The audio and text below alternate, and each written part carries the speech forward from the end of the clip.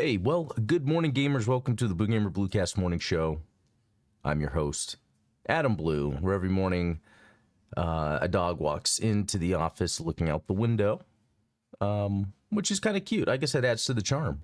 But then I also talk about video games. So, Jam Kellex, good to see you already in the chat. Always good to see you guys here. And I see the little the Z's and the coffee. Yes, that's exactly. It is Thursday morning. It's near the end of that week where you're having to wake up every morning, and then you're just kind of tired. And then Ultronymous, good to see you. But yeah, so again, 30 plus year video game enthusiast. I have a lot to talk about when it comes to the video game industry, news, what I've been playing, etc., etc. We'll start with what I've been playing, and I'm telling you guys already, it's not that exciting. Because this week's been busy with other stuff, so I haven't played as much different little things. Mainly just playing more Castlevania Dominus Collection. Look at that, I'm 21 hours in, just playing more Julius mode on Dawn of Sorrow. Found a really cool place to farm. Because I'm near the end of the game, and there's like some optional bosses I can fight, and they're pretty tough.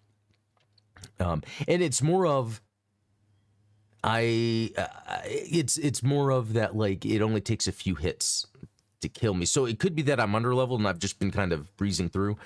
So I found this area where there's those giant eyeball. They're called bugbear, I think. The giant, or bugbear, that like the eyeball spikes, tail, lightning at the end of it. There's like 4 of them in a row. And you use, and again, I forgot the lady's name. I was saying it started with an S, but actually, it's Yoko. Starts with a Y. Yoko Benades. That's, the descendant of Sypha, right? Which started that bloodline with the Belmont clan to have the magic. Anyway, so it's pretty cool, that you could switch between these 3 characters. Again, it's incredible. Anyway, she has a move where you like summon these ice shards, and it can kill them immediately. And then what you do is you just, right there's a pit, not a pit, but the room below to fall into. I fall in, press the jump button, it puts me back into the next room, so they show up again, kill them, rinse, repeat.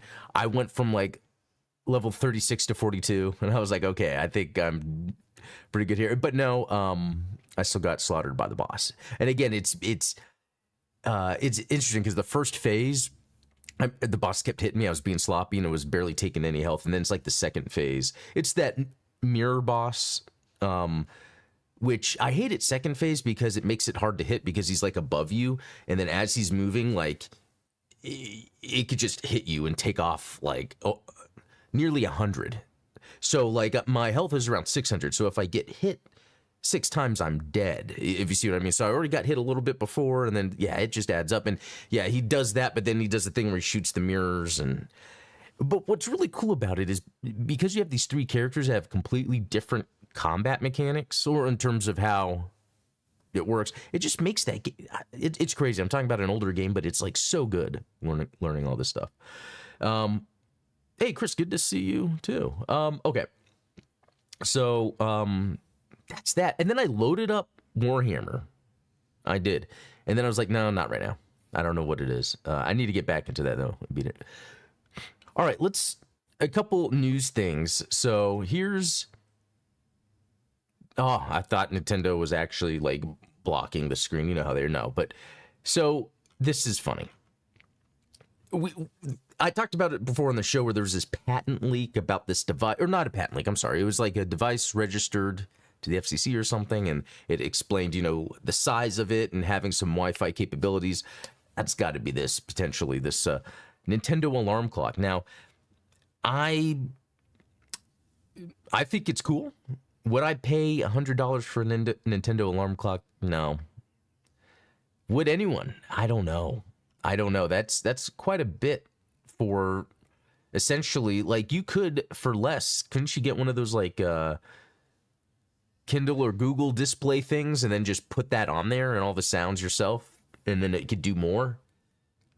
But what if this can get hacked, and what could people do with it? So I'm going to say, like, this is neat, but 99 isn't going to help Nintendo increase the adoption rate if that's what they're going for.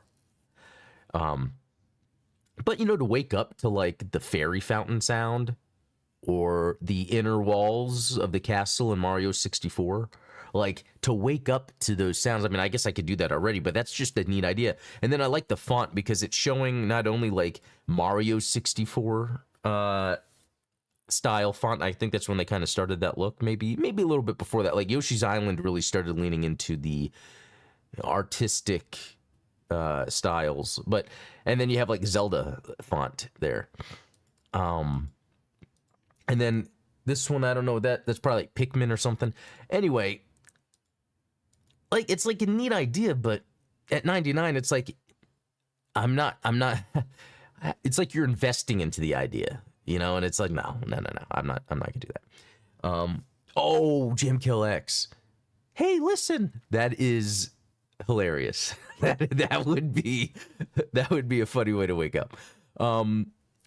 Oh yeah, Chris is bringing up about the Halo drama that's been going on. Yeah, and I think I have some more news about that here we'll talk about.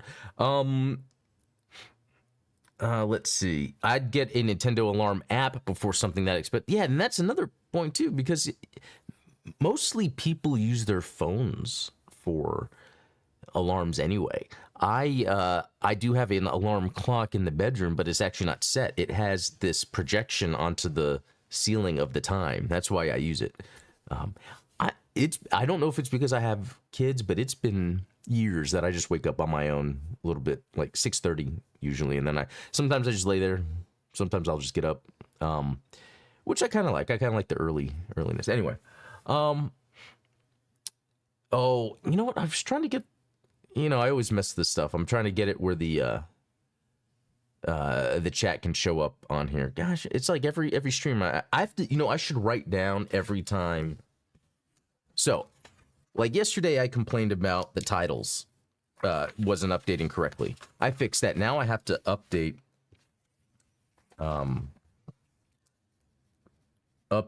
so I can make the chat appear, cuz now I'm it's the same service but different program that lets me get higher frames when I'm sharing games, because my plan is to share more games. Anyway. Okay, let's move on. Well, actually, before we move on from that, I loved this from David Jaffe.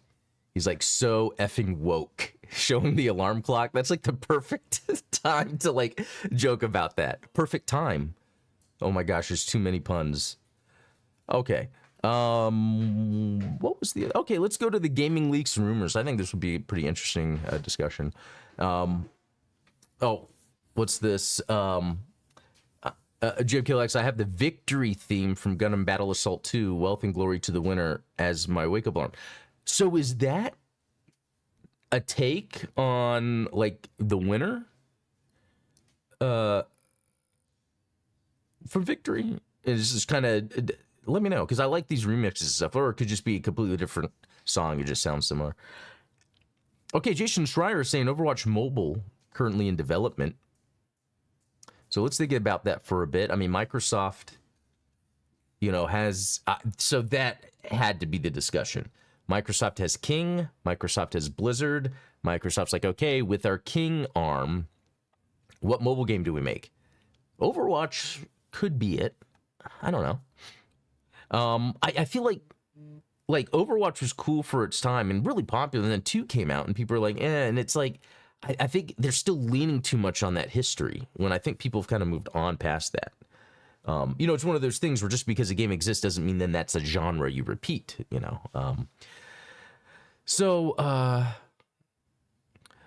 Let's see. Ultramus is saying he's the Prelude Tales from Final Fantasy XIV. Okay. And then Jim Collex is saying, oh, it's just the You Win music. So it just sounds similar. Victory. Oh, you're just saying victory theme, and it's Glory to the Winner. Yeah, so. Yeah, because in Victory, there's a song called The Winner. Yeah, so Overwatch Mobile seems like a good idea, but is that what people want? And I think that's something these publishers need to really be thinking about. What is it that people are craving and wanting and want to put their money into?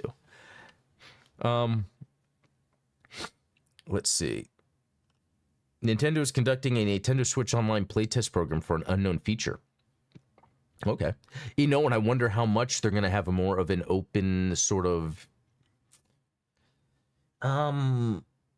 chat party system, because right now, don't you like use the phone for some of the games? Okay, Halo Infinite 2 was in development using Slip Space Engine along with Project Tatanka, but got canceled when MS laid off all 343i staff in January 2023 and switched to Unreal Engine 5. So interesting to hear that this happened in January 2023. I feel like that is in line with the start of the industry understanding that they need to make a change, because it was by, like, for instance, it was during that year for Disney that they realized they needed to make changes because things weren't working. And I know I do a parallel of Hollywood and the video game industry, but there is a Hollywood in the video game industry, and it's sort of like how these big name Hollywood production companies, what studios can get movies into theaters easily. The big name video game publishers are easily able to get their games onto platforms in front of people easily, like more of that marketing, right? Because you know how like there's so many movies and games that come out and sometimes you just don't know about them. It's the bigger ones that have the pull, that have the money, that are able to like push the little guy out of the way and be like, hey, I'm right here. And the reason I want to bring that up is because I have faith in Microsoft for a lot of reasons. Even though I think it's interesting that Microsoft has done a bad job sort of solidifying through management or lack thereof, but through and that's why they brought up that for them, it's about the individuals in the studios that have the background in video game development. So again, when Shinji Mikami left Tango Gameworks, that's why Microsoft's like, well, we don't need this studio anymore. Sorry. Like, we hire for those people. So what happened with 343 is once, you know, OG Blizzard staff left, or Bungie, who was really there to, and that's what I think, and that's this thing, Venn diagram, I don't know, that Microsoft operates off of. They like to give the studios the freedom to do whatever, but it's like they want to make sure the talent is there to do it. And so when Microsoft does something like, okay, well, a bunch of people are leaving, so we're just going to redo who does Halo. It's called 343, and well, just some people that already work here, we'll just have them work on it. And then didn't really pan out, even though those games were fun. You know, it didn't have the momentum the early Halo games did. So January 2023, switching to Unreal Engine 5. I mean, that's almost 2 years that, you know, they've been on this trail, and we've seen those screenshots recently of what Halo will look like in the Unreal Engine, you know, and I mentioned it where I'm not impressed. All that is using photorealistic technology and lighting effects, dynamic lighting, to just make things look real, almost look like a model or a toy in front of you. It loses the art style, and Halo had an art style. So that's my critique, but when I play, I could like what they're doing. So, because the other thing too with Microsoft, so they're the backbone, right, of great game developers. If there's not a great game developer there, there's not going to be a great game. But Microsoft has the support. Look at all the backwards compatibility they've done, more than any other company. I wish the backwards compatibility Sony had was anywhere near the backwards compatibility of Microsoft. The fact that I can play Xbox discs in an Xbox One X or Series X, you know, that's amazing. I wish I could play PS3 games on my PS5. Now, we all know that the hardware is moving to be diskless, but given that Microsoft did all the legwork to make everything backwards, nearly everything backwards compatible, I mean, there's very few things that are not, and it's insane that they did that. Let's see. Infinite was meant to be infinite. Yeah, it was. I mean, they're playing. What do they have? It was going to be a platform for like 10 years or whatever, and yeah, lots of grifting on the leak because MS, especially Halo, is woke. Yeah, and I consider, because again, the thing that has happened, where I think anything that's been in development prior to 2023 across Hollywood, video game industry, is probably still going to have the emphasis or being led by people with the plan to be, okay, let's let's virtue signal. But as Bob Iger said in November 2023 at the investors meeting, that they are going to be moving away from messaging. But the thing is, you're still going to have the like Acolyte, where that was already in production. That's going to have to come out like that. The interesting thing is Sony, because Sony decided to just bury Concord because it was messaging first, that game. And so they just buried it. They didn't keep it going because the optics of that. So I would think that while Halo has, in my opinion, has not done anything quote unquote woke that I've noticed, I think that was it April? They closed their DEI studio or DEI team in general. So I'm thinking Microsoft is already then leaning into the direction of, okay, we got to gameplay first, and then we include important things that are relevant to the story, but maybe to people as we go. So let's see. They made him look like Dadster Chief. Is that maybe something I haven't seen? Let me look that up. Let's see. And that's the thing. Things that are going to be leaked, you got to think, okay, how did it get leaked? It's most likely through contractors, through concept art, not necessarily through, let's see. Yeah, I'm not really. Let's see. I'm going to do,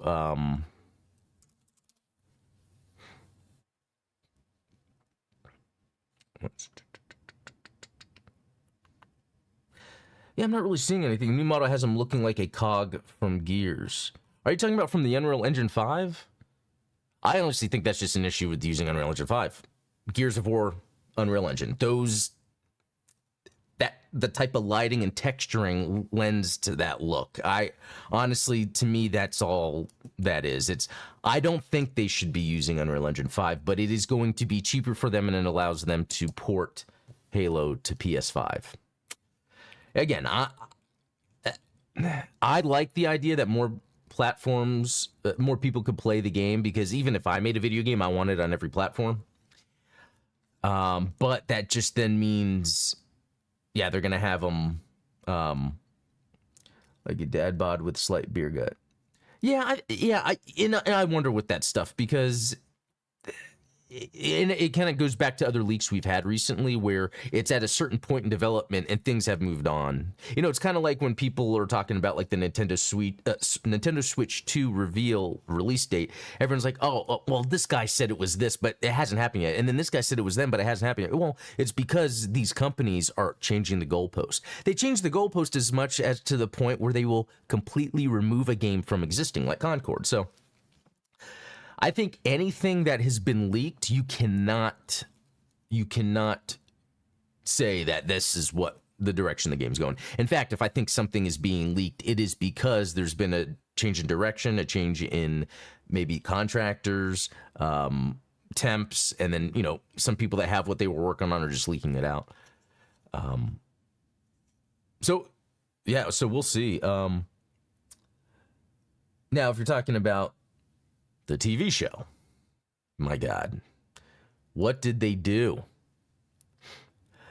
Oh yeah, okay, I found it, and yeah, I remember we were looking at this before. It's, again, you're taking an engine that is to sort of, in a way, exaggerate realism.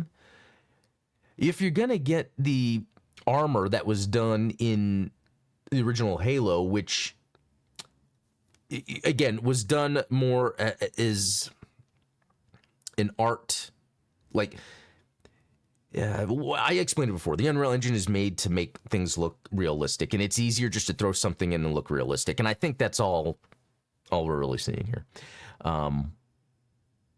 because just the proportions of a human, especially a genetically altered human, and like you wouldn't be able to get the arms in and then have the distance between the bicep and the chest with armor. That just doesn't make sense. So when you try to make that realistic, like we saw in Gears of War, things look bigger and bulkier.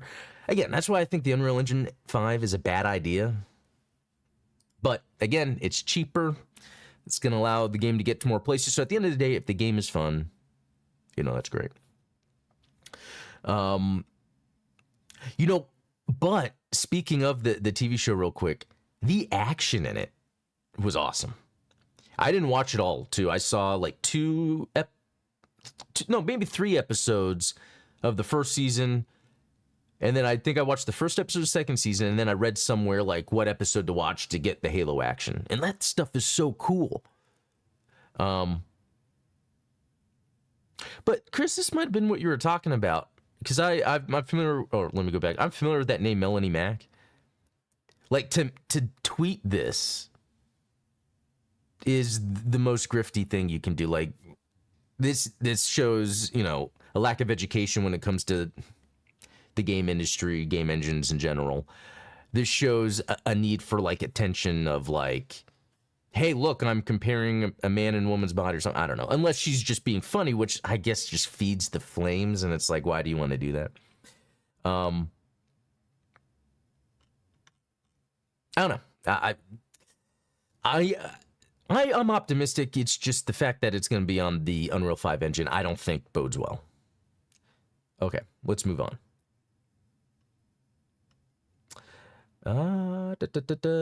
Major new feature in Overwatch 2, so they're hiring a marketing consultant for 6 months. Interesting. Oh, Chris is saying that she's serious. Oh, man. Well, I'm glad you're able to clear that up. I try to stay away from her stuff, but sometimes it bleeds through because like within the gaming industry talk, I do enjoy when when there's analysis and criticism, but then it like bleeds into grifting. I think, Chris, you bring that up a lot, and you are able to call that out, so I do appreciate that. Let's see. Okay, Nintendo previous FCC filing was for an alarm clock, so that's what that was. Okay, so that was confirmed. Black Myth Wukong budget, 300 RMB, whatever. I read the thing and it's about 70 million. So I don't know. It's crazy to think sometimes when you look at how much is spent on something, and it, like, for me, 70 million is so much money, but then you see like something's made for 300 million. And then like I was watching something earlier today, and Bruce Kimball was talking about how, was it like 13 million to make Evil Dead 2? And to me, that seems like a whole lot. 13 million, but I don't know. Let's see. It's like, am I really that poor? Where that seems like a lot.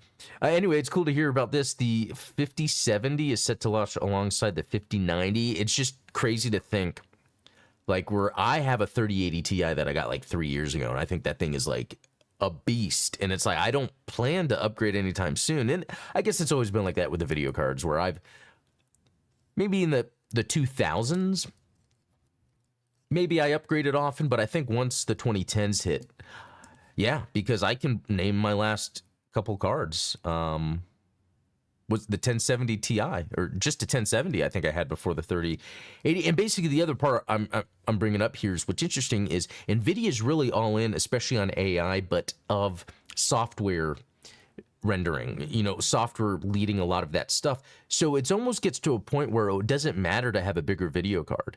And then I even heard too that some of these video cards would have external PSUs because of how much power. So there's a couple interesting things to note here. I wonder if they're going to start doing it where you need the certain video card to use the software, because they're not going to want it to increase power draw as much. And you can only go so far with the hardware because software is going to win out. I mean, that's kind of what's going on with the new PlayStation Pro. I mean, the main thing about it is the software capabilities, even though it's very minor. Also, what was the other one?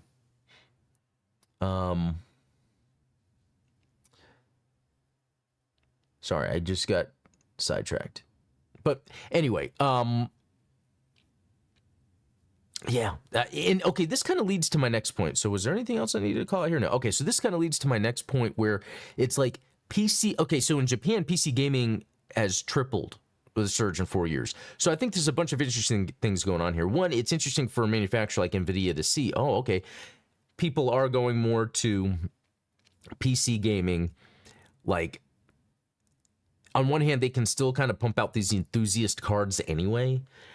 But at the same time, it's really interesting because this might have to do with, interesting ad here.